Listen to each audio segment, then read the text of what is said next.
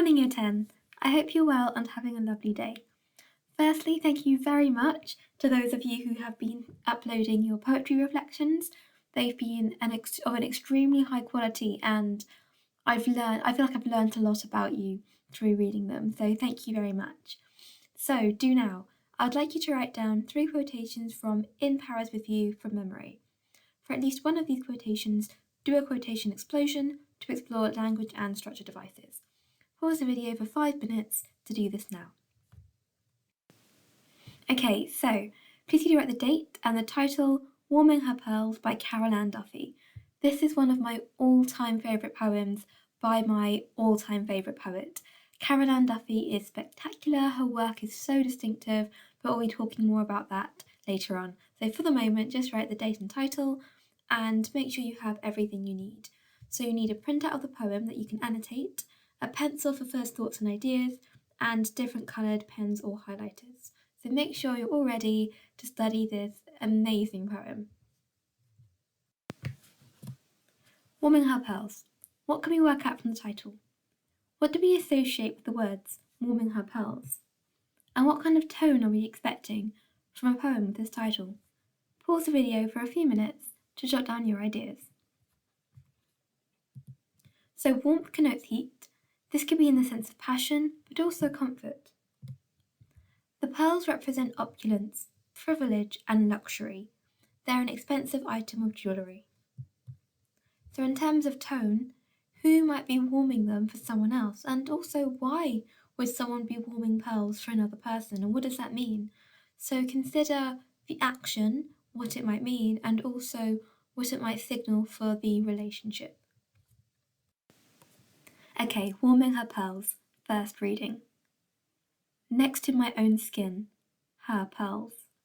My mistress bids me wear them, warm them, until evening when I'll brush her hair. At 6, I place them round her cool white throat. All day I think of her, resting in the yellow room, contemplating silk or taffeta, which gown tonight. She fans herself whilst I work willingly, my slow heat entering each pearl. Slack on my neck, her rope. She's beautiful.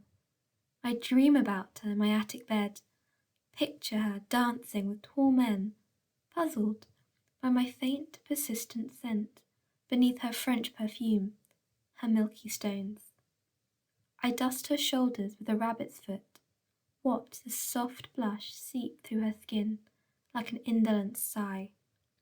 In her looking glass, my red lips part, as though I want to speak. Full moon. Her carriage brings her home. I see her every movement in my head.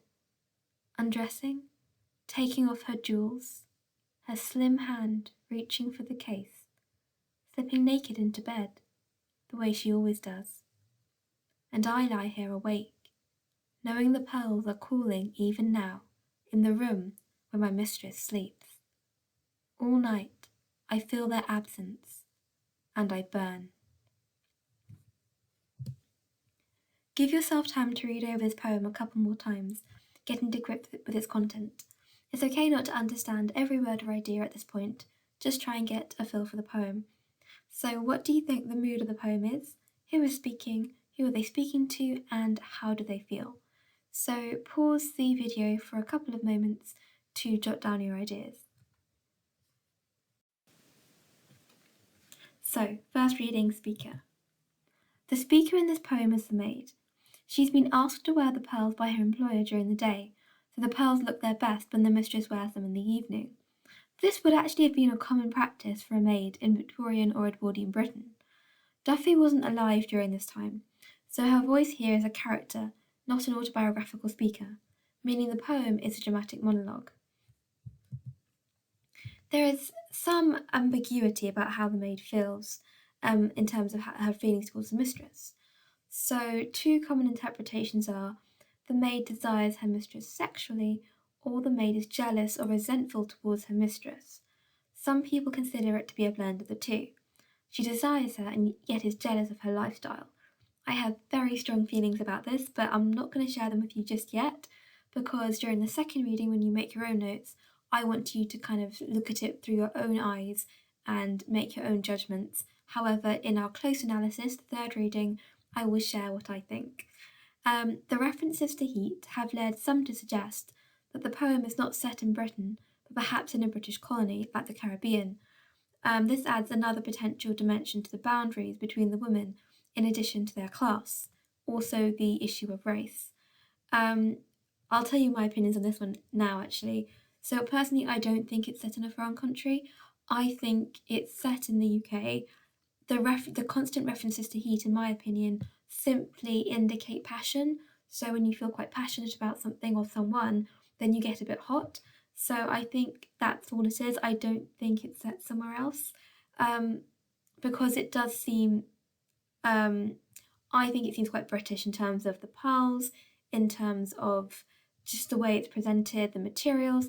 However, it could be part of the British Empire, so maybe that's it. But personally, I perceive it being set in Britain, and the heat is purely the heat of passion. But maybe you have a different perspective on it. So I would like to say a few things about Caroline Duffy, because not only is she my favourite author, my favourite poet, I think it's very important to know a bit about her because she was the UK Poet Laureate from 2009 to 2019. And not only that, she was the first female, the first Scot, and the first openly gay or bisexual Poet Laureate to hold the position since it was created in 1668. So, what is this post, you may be asking? So, it's really important. It's the country's national poet, an appointment that must be approved by the Queen. So, essentially, they're the most important poet in the country, and they're required to compose poetry for events of national significance and other royal occasions. Interestingly, several really high profile poets turned the post down um, because they didn't want to be constrained. And as much as I hate to admit it, I kind of wish Caroline Duffy did, because her pre Poet Laureate poetry was a lot more, I think, raw and honest, and it was very controversial, but I think it was very powerful, and it was always controversy with meaning, not pointless controversy. So I thought her poetry after she was appointed was a bit more tame and a bit more restrained, but maybe that was because that's what I expected and I imposed my expectations on her poetry, but I feel it's not as good as her earlier work. So the salary is £5,750 and a barrel of sherry. I've also got some Caroline Duffy quotes, which I think summarise both her style and the kind of whole idea of falling in love we've explored. So I like to use simple words but in a complicated way. I think this is one of the reasons her poetry is often studied at GCSE level. When I did my GCSE, we didn't do it through theme, we did it through poet. So I did Caroline Duffy poetry along with, I think, Simon Armitage poetry. And I just remember her poetry was so accessible because it's just very often monosyllabic words, very short. She doesn't play around too much using complicated language. She uses simple words in a complicated way to make a really powerful message. So I think that's really distinctive and fantastic. Her poetry is very raw, it's very bold, it's very controversial, and when you read more of her poetry, if you read more of her poetry, you'll start to see a very clear style. I would say she's the most distinctive poet of all time. Quite a big statement. And then another quote from her: "Falling in love is glamorous hell." I love this quote. I think it's really relevant to the poetry we've studied, and I would also say very accurate. It's glamorous because, I don't know, it's represented in the media as a thing you have to have. It's very interesting to other people. It's very romanticized, but it's also hell because it causes a lot of pain. It's often quite turbulent, and there's often arguments involved as well. So I would say glamour as hell, lovely oxymoron that accurately describes falling in love. Okay, so let's move. So now that you understand the speaker's situation, I'd like you to read it through it again to write in your own annotations. What can you pick out about how feelings are presented? What devices are used? Please make sure you comment on form, language and structure, as well as considering rhyme scheme and meter. So make sure you've considered everything during your second reading where you put in your own annotations. So pause the video to do that now. Okay, so this time I'm going to take you through the poem, mentioning key details you could annotate. Make sure you add to your own copy of the poem in pen, confirming your pencil ideas and adding more to it as well. Okay, so as you mentioned before, the poem is a dramatic monologue, expressing the voice of the maid. It's divided into 6 stanzas, and we see the passing of the day, though not in strict chronological order. It's clear to see the speaker is most content in the parts of the day when the two women are together. The poem has an irregular rhythm and frequent enjambment, mirroring the maid's thought process. She has thoughts and fantasies that are seemingly unstoppable throughout the day. The final line brings closure, making it clear that this fantasy is impossible. Okay, so let's do some close analysis. So, at the start, we have this clear focus on senses, touch, next to my own skin, and mistress implies a power divide, so she doesn't refer to her by name, she refers to her as the mistress. So she's clearly the more powerful one in the relationship, and perhaps explains this longing for something more. And this is something we'll notice throughout. We'll see next to my own skin, her pearls. So it's never us, it's my and her. So that's something to notice throughout. We'll see a lot of my's, a lot of her, never us, further exacerbating the divide between the two. Also, mistress is, like I said before, it's not something you would use to refer to someone you know very well. You'd refer to them by their name, or just a friend, my lover, it's mistress, which is interesting. So the poem begins in the morning, suggesting the intensity of her feelings. All day I think of her, so emphasizing this constant desire and the depth of feeling, because it's not that she has these fleeting moments of lust or fancy towards her mistress, it's a constant, intense feeling of deep desire and passion towards the mistress that doesn't go away, doesn't fade, it just builds and builds throughout the day, which is really powerful in terms of structure. So we've got, and that's also emphasised by all day I think of her. So we've got some rich materials, silk or taffeta. Again, you've got focuses on the senses. So lots of imagery here, really engaging the reader and bringing you into the scene. And then you've got which gown tonight, suggesting that the mistress doesn't have to worry about anything else. Potentially, it could indicate the speaker desires her mistress's lifestyle.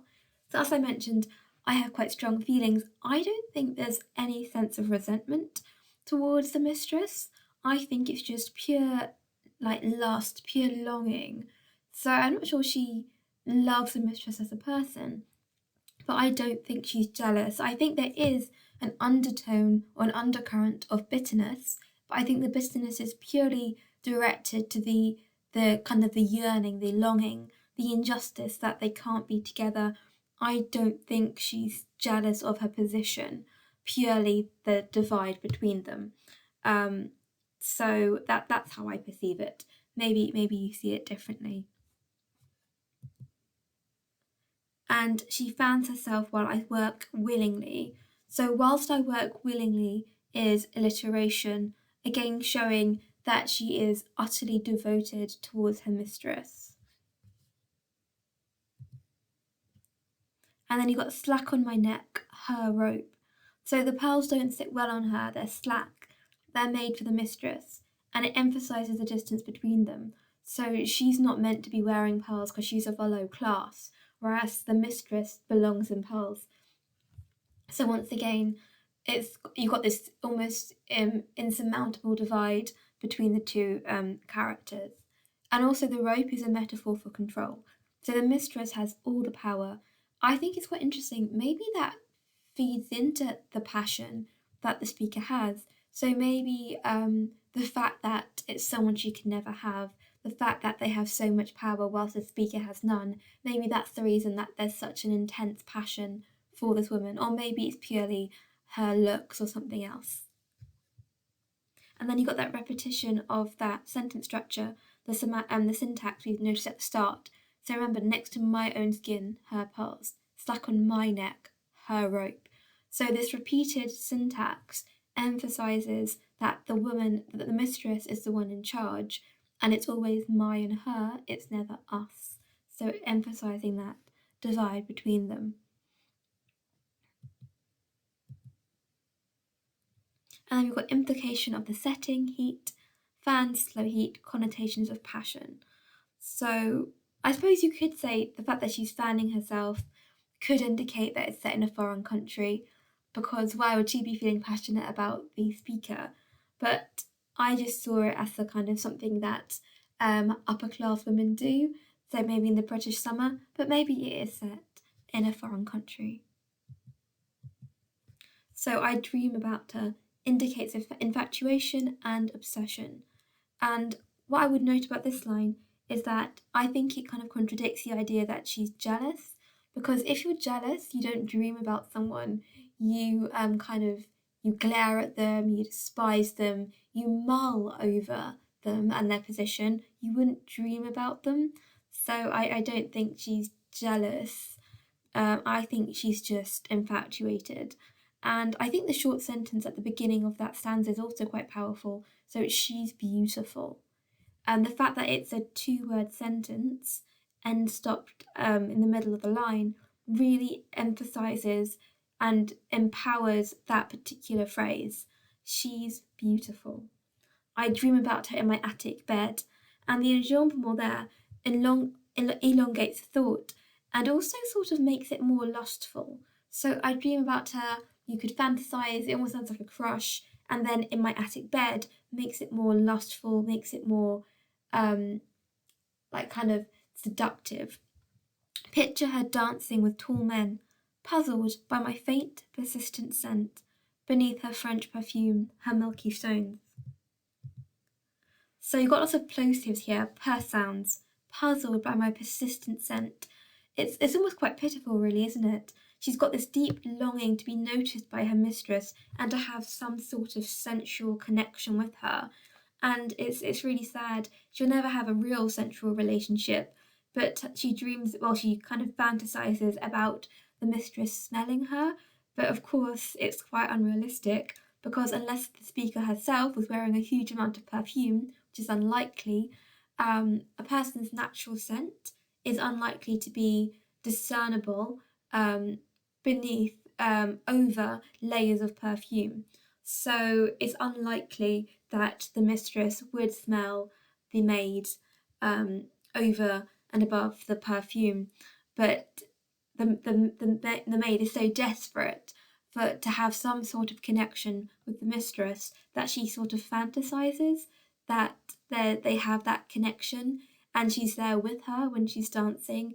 So even though it's pitiable in a way, it's also quite sweet because in a way the maid is almost with her when she's dancing because she wore the pearls initially. And then in terms of the Milky Stones, when I was taught this, I remember being told it's a double entendre, so it's two meanings. Haven't found evidence for this. I didn't come across any evidence for this recently, so maybe it was just my teacher. But it could be, I was taught it could be pearls or it could be something else, so Milky Stones. But you can interpret that for yourself. She'll dance with men all night, but her mistress will always be carrying a part of her in the Milky Stones. Admiration or jealousy? You know what I think. So I dust her shoulders with the rabbit's foot. Watch the soft blush seep through her skin, so she clearly pays very close attention to her mistress's actions. In her looking glass, so the maid wants to speak. This could be imagining her life as a person, as the mistress, or her life with the person, but her role is restricted. Personally, I think the latter. So she's looking at herself and watching herself, yearning to speak, to have that real connection with the mistress, but unfortunately, it kind of that kind of relationship will probably be forbidden because mistress and maid don't have relationships. So we've got full moon and carriage, fairy tale like motifs, and that's relevant because it's a fantasy connection. So this kind of relationship between maid and mistress would only really happen in kind of a Cinderella type Disney story. It wouldn't happen in real life. So you've got voyeuristic, very intimate imagery.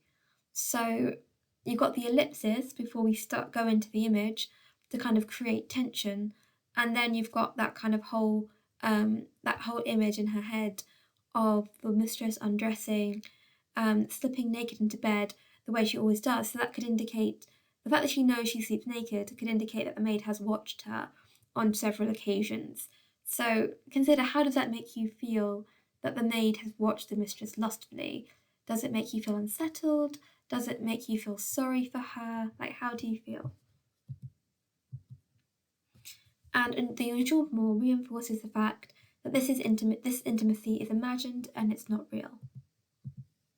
And then you got a contrast between the cooling pearls and the heat of desire. So that juxtaposition is really significant because the pearls indicate this false connection and this kind of imagined connection between the mistress and the maid. And now they're cooling, but then whilst they're cooling, the maid is feeling hotter and hotter inside due to her kind of frustrated lust, you could say. And then I burn, a really powerful way to end. So the poem closes at night, showing a contrast from the beginning, and also, as I mentioned before, she thinks about her consistently all day, which shows the depth of her passion. So as well as annotating each poem, we're going to be capturing key ideas in our exercise books. Make sure you're capturing the notes that are relevant for you, that you feel confident writing about in an exam. Make sure your notes include references to the speaker and their feelings or perspective, at least 2 quotations, literary terminology, points about language and structure, and key themes. So pause the video to do that now. Okay, so personal reflection. I would like you to answer the following questions in your personal reflection, please. How do you think the speaker feels towards her mistress? Is it pure lust? Do you think it's jealousy about her position? How do you think she feels? How do you feel, towards the speaker? Do you feel sorry for her? Do you feel disgusted by her? How do you feel? And finally, is the poem relatable?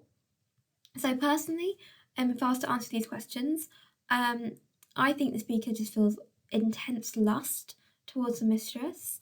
I don't think there's any resentment. I think there's resentment towards the society that and the fact that they couldn't be together due to their different classes and due to the power divide. But I don't think she's angry towards the mistress. I feel really sorry, and quite. I feel quite sorry for the maid. The fact that she has this intense yearning, but I don't know. I always think it's, I don't know, not a pleasurable experience, but you do feel alive when you have passionate feelings towards someone. Not necessarily lustful, but when you feel strongly about someone, you do feel more alive, and it is an experience. So even though I feel sad for her that she wouldn't be able to act on it, I think it is a powerful experience to be able to feel that strongly about somebody. So not 100% pity. Is the poem relatable? Definitely.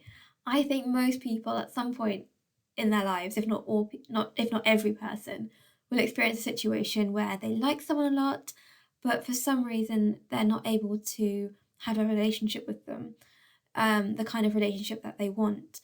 So I think it is very relatable to a lot of people. But again, what are your thoughts? How do you think?